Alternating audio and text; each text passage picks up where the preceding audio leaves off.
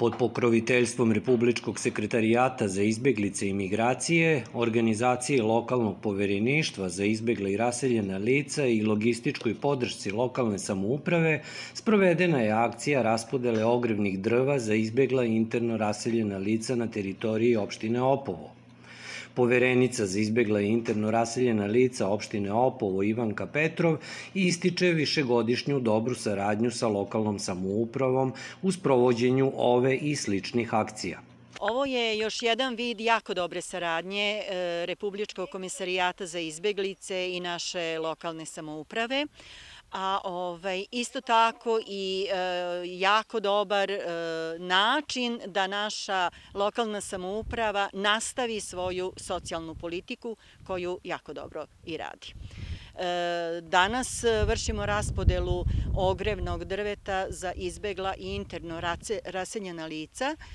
Svaka porodica dobija drva u visini od 20.000 dinara i moram još da naglasim da dobijaju samo ona lica koja su još uvek u statusu. Nakon akcije raspodele ogrevnih drva za socijalno ugrožene porodice, lokalna samouprava je pružila podršku i u istovetnoj akciji za izbeglice i interno raseljena lica. Ove kao i nizom prethodnih godina lokalna samouprava podržala je akciju podele drva za interno raseljena i izbegla lica, kao i za lice sa lošim materijalnim statusom. Ova akcija biće sprovedena u sva 4 naseljena mesta naše opštine. Nadamo se da ćemo ovakvim i sličnim akcijama uspeti da pomognemo naša najugroženija domaćinstva. Trošimo po 15 metra, trošimo sve. Puno hvala vi. Hvala za sad dobro je. Jer nisam imala drva, sve na tanke drva. Kako ne znači ništa da ne kupujem drva, da ne trošim pare.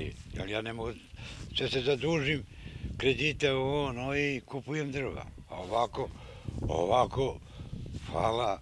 Pravo na pomoć imaju samo izbegla i interno raseljena lica u statusu, a akcija se sprovodi u sva 4 opštinska naselja.